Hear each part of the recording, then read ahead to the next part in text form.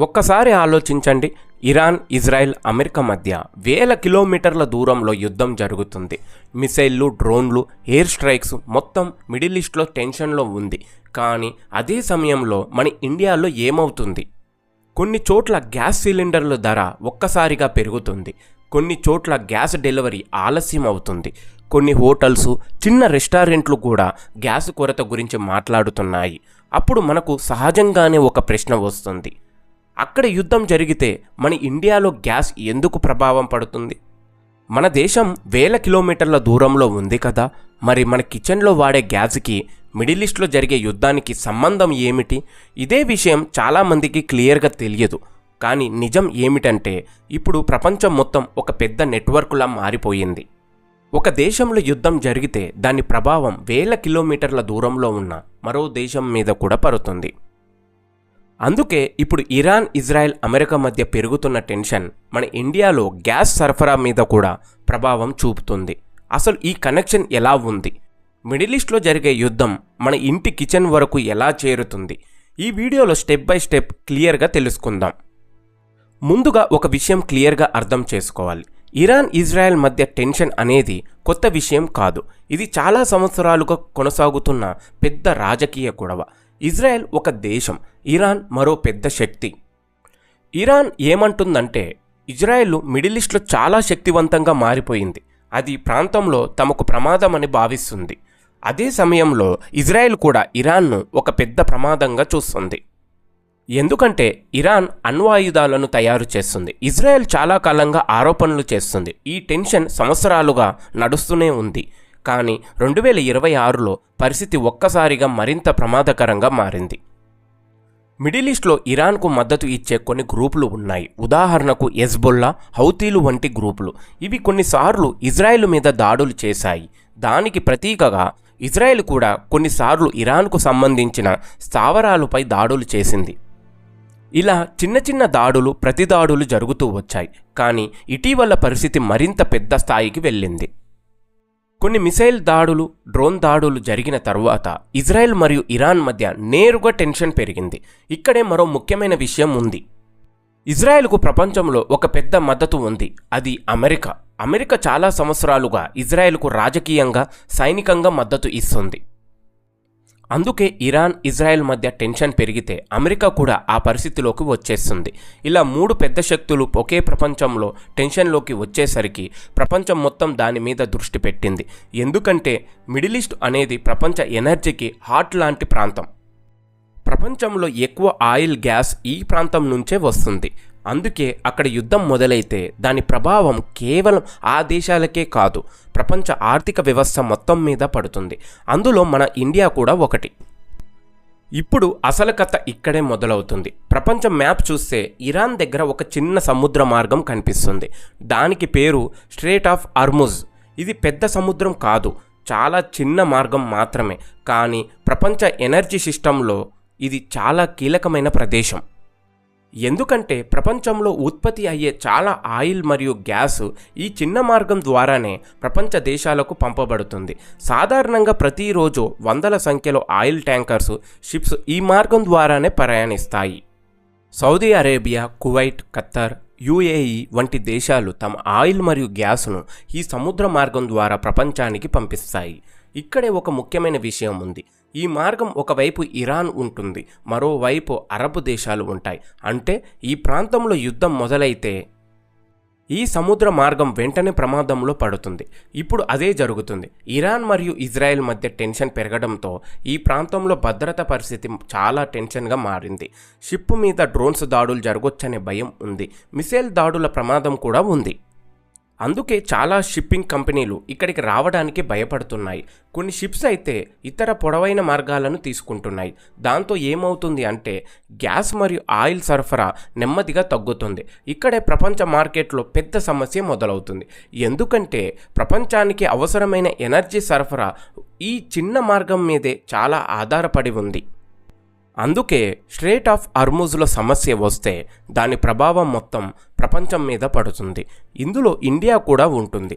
ఎందుకంటే మన దేశానికి వచ్చే చాలా గ్యాస్ మరియు ఆయిల్స్ కూడా ఈ సముద్ర మార్గం ద్వారే మన దేశానికి చేరుకుంటుంది. అందుకే అక్కడ టెన్షన్ పెరిగితే ఇక్కడ మన ఇండియాలో కూడా ప్రభావం కనిపించడం మొదలవుతుంది. ఇండియా ఎందుకు ఎక్కువగా ప్రభావం పడుతుంది? ఇప్పుడు ఒక ముఖ్యమైన ప్రశ్న వస్తుంది. మిడిల్ ఈస్ట్లో యుద్ధం జరుగుతుంది, స్ట్రెయిట్ ఆఫ్ హార్ముజ్లో టెన్షన్ పెరిగింది, కానీ దాని ప్రభావం ఇండియాపై ఎందుకు ఎక్కువగా పడుతుంది? దానికి ప్రధాన కారణం మన దేశం ఎనర్జీ విషయంలో చాలా వరకు విదేశాల మీద ఆధారపడటం.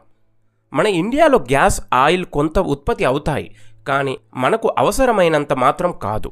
మన దేశంలో 140 కోట్ల జనాభా ఉంది.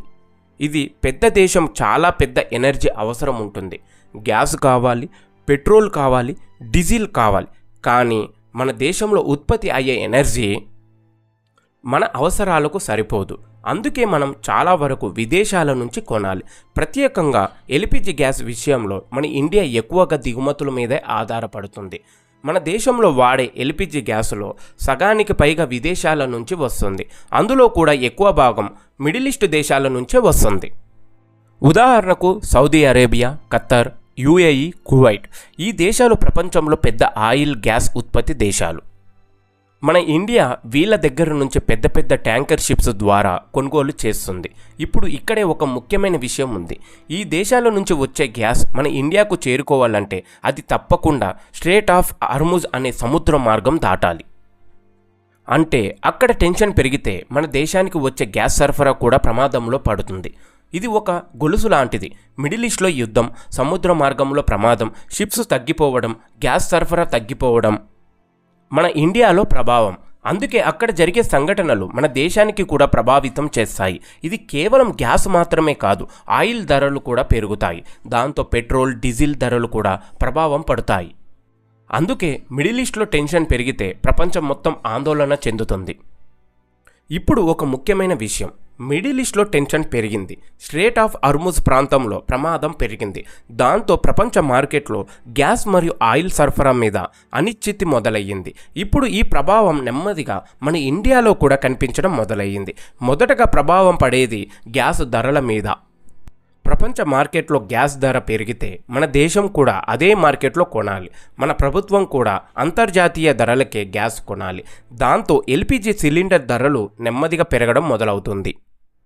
కొన్ని నగరాలలో గ్యాస్ డెలివరీ కూడా కొంచెం ఆలస్యం అవుతుంది, ఎందుకంటే సరఫరా షిప్స్ రావడం కొంచెం స్లో అవుతుంది.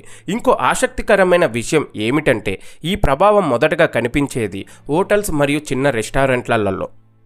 ఎందుకంటే ఇవి రోజు ఎక్కువగా గ్యాస్ ఉపయోగిస్తాయి. కొన్ని నగరాలలో చిన్న హోటల్స్ గ్యాస్ సరఫరా ఆలస్యం అవుతుందని చెబుతున్నాయి. కొన్ని చోట్లయితే కొన్ని రోజులు ప్రత్యామ్నాయంగా ఫ్యూయల్స్ను ఉపయోగించాల్సి వస్తుంది.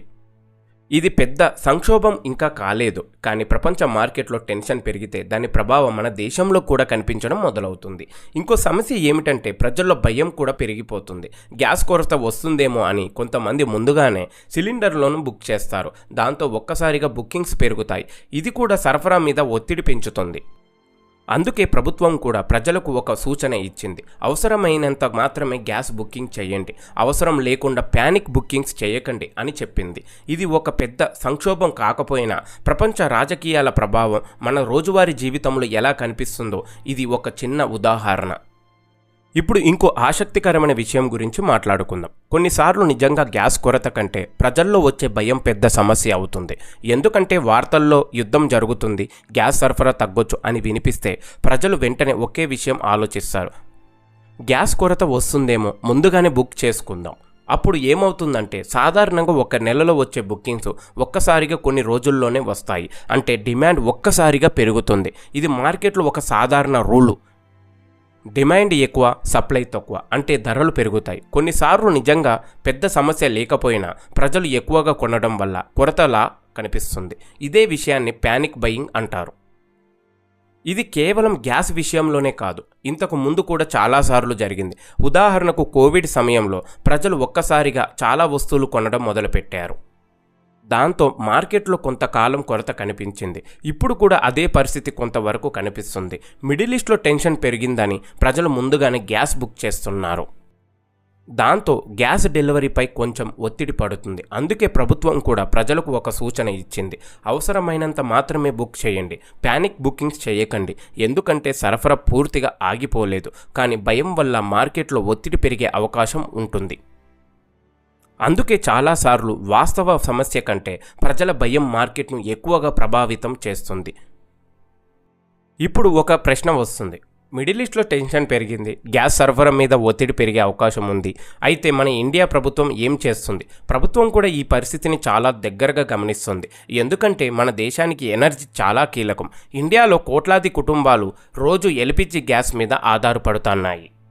అందుకే ప్రభుత్వం కొన్ని చర్యలు తీసుకుంటుంది. మొదటగా దేశంలో ఉన్న గ్యాస్ స్టోరేజ్ను ఉపయోగిస్తున్నారు. ఇండియాలో కొంత గ్యాస్ ముందుగానే నిల్వ ఉంచుతారు. ఇలాంటి పరిస్థితులు వచ్చినప్పుడు ఆ స్టోరేజ్ ఉపయోగపడుతుంది. ఇంకో చర్య ఏమిటంటే, మన దేశం ఒకే దేశంపై ఆధారపడకుండా వేరే దేశాల నుంచి కూడా గ్యాస్ కొనడం ప్రయత్నిస్తుంది. ఉదాహరణకు అమెరికా, ఆస్ట్రేలియా, ఆఫ్రికా దేశాలు, ఇక్కడి నుంచి కూడా గ్యాస్ కొనుగోలు చేసే ప్రయత్నాలు జరుగుతున్నాయి. ఇంకో విషయం ఏమిటంటే, ప్రభుత్వం గృహ వినియోగానికి మొదట ప్రాధాన్యత ఇస్తుంది. అంటే ముందుగా ఇంట్లో వాడే ఎల్పిజి సరఫరా కొనసాగాలి. అందుకే కొన్ని ఇండస్ట్రీలకు ప్రత్యామ్నాయ ఫ్యూయల్ను ఉపయోగించమని కూడా సూచిస్తున్నారు. ఇలా తాత్కాలిక చర్యల ద్వారా గ్యాస్ సరఫరా సాధారణంగా కొనసాగించే ప్రయత్నం జరుగుతుంది. కానీ ఇక్కడ ఒక పెద్ద ప్రశ్న ఉంది. ఈ యుద్ధం ఎక్కువ కాలం కొనసాగితే ఏమవుతుంది? మిడిల్ ఈస్ట్లో ప్రపంచ ఎనర్జీకి చాలా ముఖ్యమైన ప్రాంతం. ప్రపంచంలో చాలా ఆయిల్స్ మరియు గ్యాస్ ఈ ప్రాంతం నుంచే వస్తాయి. అక్కడ యుద్ధం ఎక్కువ కాలం కొనసాగితే మొదటగా ప్రభావం పడేది ప్రపంచ ఆయిల్ ధరల మీద. ఆయిల్ ధర పెరిగితే పెట్రోల్ ధర పెరుగుతుంది, డీజిల్ ధర పెరుగుతుంది. దాంతో ట్రాన్స్పోర్ట్ ఖర్చు పెరుగుతుంది. ట్రాన్స్పోర్ట్ ఖర్చు పెరిగితే మన మార్కెట్లో వస్తువుల ధరలు కూడా పెరుగుతాయి. అంటే ఒక యుద్ధ ప్రభావం నెమ్మదిగా మొత్తం ఆర్థిక వ్యవస్థ మీద పడుతుంది. మనం రోజువారీ జీవితం మీద కూడా ప్రభావం పడుతుంది. అందుకే ఇప్పుడు మనకు ఒక విషయం క్లియర్, ప్రపంచం ఇప్పుడు చాలా కనెక్ట్ అయిపోయింది. ఎక్కడో మిడిల్ ఈస్ట్లో ఒక యుద్ధం జరిగితే దాని ప్రభావం వేల కిలోమీటర్ల దూరంలో ఉన్న మన ఇండియా మీద కూడా పడుతుంది. మన ఇంట్లో వాడే గ్యాస్ సిలిండర్ కూడా ప్రపంచ రాజకీయాలతో కనెక్ట్ అయిపోయింది. అందుకే ప్రపంచంలో ఎక్కడ ఏమి జరుగుతుందో తెలుసుకోవడం ఇప్పుడు చాలా అవసరం. ఎందుకంటే ప్రపంచం మారుతుంది, రాజకీయాలు మారుతున్నాయి, ఎనర్జీ యుద్ధాలు కూడా పెరుగుతున్నాయి. ఈ పరిస్థితుల్లో ప్రపంచాన్ని అర్థం చేసుకోవడం మన అందరికీ చాలా ముఖ్యం. ఇలాంటి మోర్ వీడియోస్ కోసం సబ్స్క్రైబ్ చేయండి.